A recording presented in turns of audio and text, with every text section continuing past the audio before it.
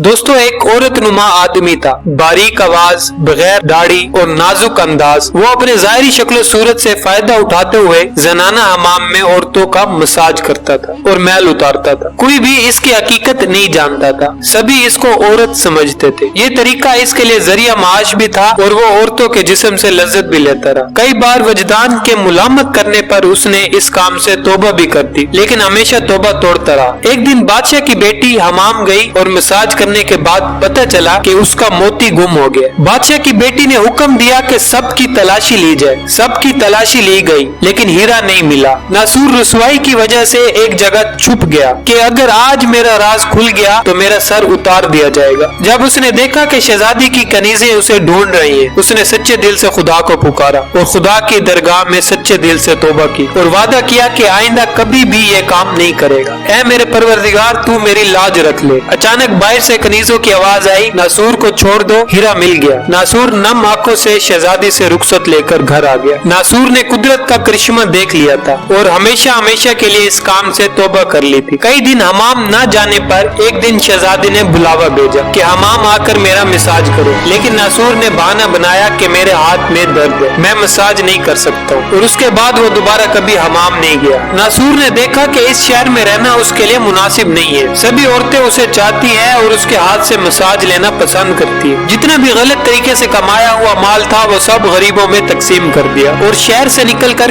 कई मील दूर एक पहाड़ी पर डेरा डालकर इबादत खुदा में मशगूल हो गया। एक दिन उसकी नजर एक भैंस पर पड़ी जो उसके करीब चर रही थी। उसने सोचा कि ये एक चरवाई से भाग कर आ गई होगी, तब तक मैं इसकी देखभाल करता हूँ जब तक इसका मालिक न आ जाए। लिहाजा नासूर इस भैंस की देखभाल करने लगा। कुछ दिनों बाद भैंस ने बच्चा दिया और नासूर इसका दूध इस्तेमाल करने लगा। कुछ दिनों बाद एक तिजारती काफिला रास्ता भूलकर इधर को आ निकला। सारे काफिले वाले प्यास की शिद्दत से निढाल थे। उन्होंने नासूर से पानी मांगा। नासूर ने इन्हें दूध पिलाया और सबको पानी पिलाकर सैराब कर दिया। काफिले वालों ने नासूर से शहर जाने का रास्ता पूछा। नासूर ने उनको आसान और नजदीकी रास्ता दिखाया। जाने से पहले ताजरों ने नासूर को बहुत सारा माल दिया। नासूर ने इन पैसों से वहाँ कुआं खुदवाया। आहिस्ता आहिस्ता वहाँ लोग बसने लगे और इमारतें बनने लग गई। वहाँ के लोग नासूर को बड़ी इज्जत की निगाह से देखते थे। रफ्ता रफ्ता नासूर का आवाजा बादशाह तक जा पहुंचा। वही बादशाह जो शहजादी का बाप था। बादशाह के दिल में नासूर से मिलने का बहुत इश्तियाक पैदा हो गया। उसने नासूर को पैगाम भिजवाया कि नासूर, मैं तुमसे मिलना चाहता हूँ, मेहरबानी करके दरबार में तशरीफ ले आओ। जब नासूर को बादशाह का पैगाम मिला तो उसने मिलने से इनकार कर दिया और माजरत चाहिए कि मुझे बहुत सारे काम है, मैं नहीं आ सकता। बादशाह को बहुत ताज्जुब हुआ।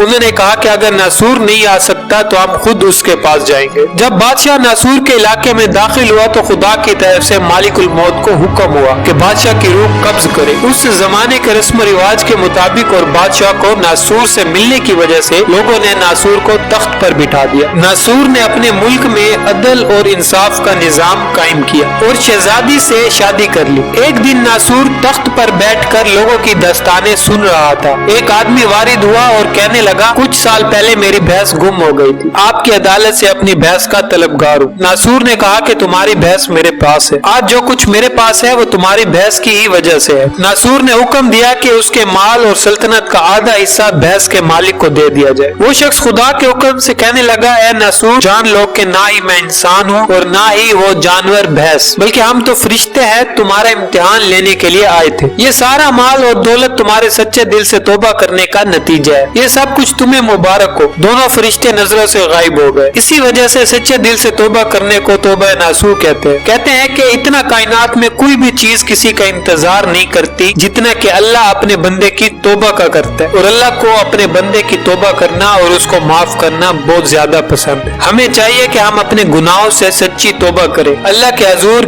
गिड़गिड़ा कर माफी मांगे। अल्लाह पाक बड़ा रहमान और रहीम है। उम्मीद करता हूँ कि वीडियो आप लोगों को बेहद पसंद आई होगी। वीडियो पसंद आ जाए तो लाइक और सब्सक्राइब करना ना भूलिएगा। हमारी अगली वीडियो आने तक अपना बहुत ख्याल रखिएगा। खुदा हाफिज।